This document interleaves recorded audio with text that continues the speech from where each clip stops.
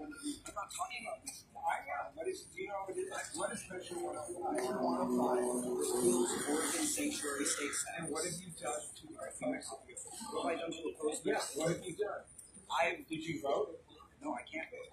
Hey, what have you I've done all in my power, which is spreading word about what Measure 105 is to my We're students, doing that together. to my students, and the whole community.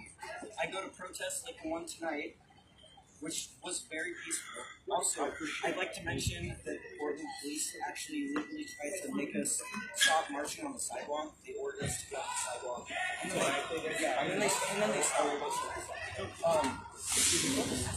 Also,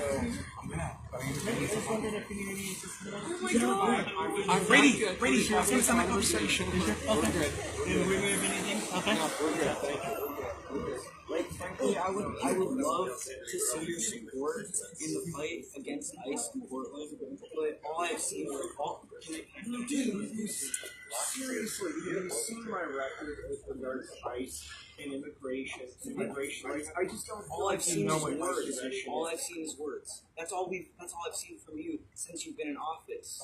I've just seen words. I've never seen action, whether it's about police accountability, houselessness, or immigration. Then It's you just need to do words. your homework. No, it's No, not. it just is. for- It is. It's investment. It is because It's I've making never. significant steps. It's about results.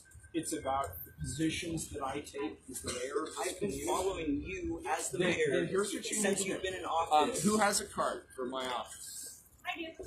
I want you to send me a very concrete list of what you want me to do, and I will respond. Yeah. And so they have to. Just a minute. It has to be legal, Just take that. and it has to be constitutional, and it has to be within my jurisdiction as the mayor of the city. Okay. So when you say get ICE out of the city, I don't know what you mean. Are you saying I realize I should take private property away from people who own the buildings and tell them they can't have ICE in their building?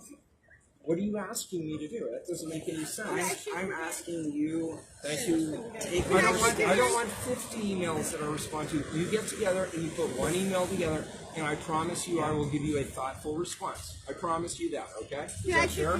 Is that good? And listen, Thank you. Listen, Appreciate it. I want to tell you something. Yes, sir. When we came at City Hall and we protested, and when we were at ICE and we protested, one of the main things that we were really hoping for and asking for from you as a person was for this exact thing. Talking to us. We were coming out when we were protesting. We were saying, "Ted, come out. We need to talk to you." There have been so many times. For showing up in my bathroom on my front steps to talk to people who oppose my policy. It's not like I'm not accessible. A few weeks into my administration, I went down to Shrunk Plaza and I was surrounded by angry people. A few weeks after that, over in the Portland building, people had a protest around police issues, and I was surrounded by people. It was filmed by the media. I'm probably the most accessible mayor in the United States. Do you see my security? I have no security. I'm paycheck. Are you to see it? This is how I work. I'm not afraid of giving my constituents. And sometimes I'm going to have an honest disagreement with you. And that's not a bad thing. It's okay. And like we've been at some of the same issues since you were elected, and even way before you were elected. Police accountability, houselessness, and immigration. And those are things that I am working on diligently. I spent a lot of time on work. I just spent a long time. There is no mayor who's done more as far as houselessness than I have in terms of investments, in terms of shelter, in terms of transition into housing, in terms of housing affordability, in terms of supporting my colleagues at the county, in terms of mental health and addiction services, in terms of actually getting. Don't interrupt me, please, when I'm giving the answer to this guy. Yeah, I know. In terms of getting even the business community to invest more of their tax dollars in transitioning people off the streets and out of shelter and housing, nobody has done more than I have. And you say I've done nothing? I say that you have given the people of Portland lots of words with less action. Okay, I'm just saying do your research.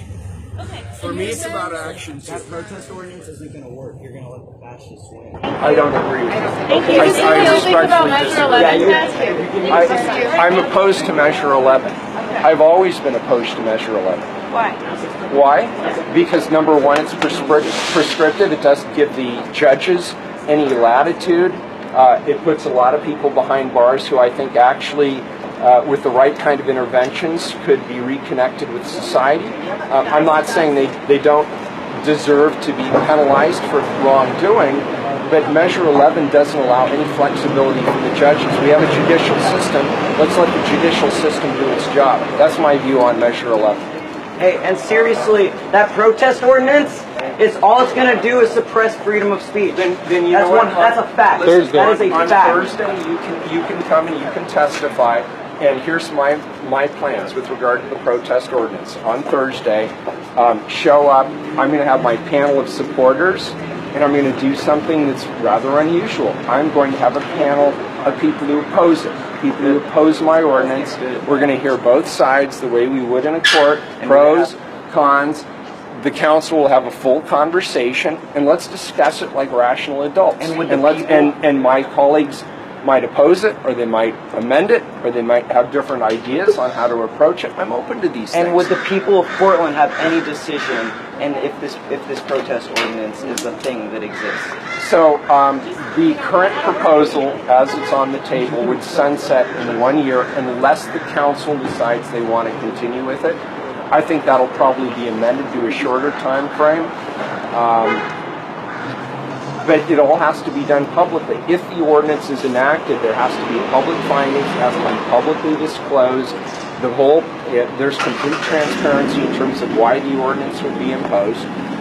And I think that's a pretty good thing. It's one more tool in the toolkit. There's enforcing the law, there's setting clear expectations, there's educating the public on how to exercise their First Amendment rights, which are really important, but to exercise them in a safe manner. And this gives us one more step to be prescriptive or proactive when we know that there are people coming to our community who either have a history of violence or have a stated intent to commit acts of violence. I think it's a very reasonable opportunity to create.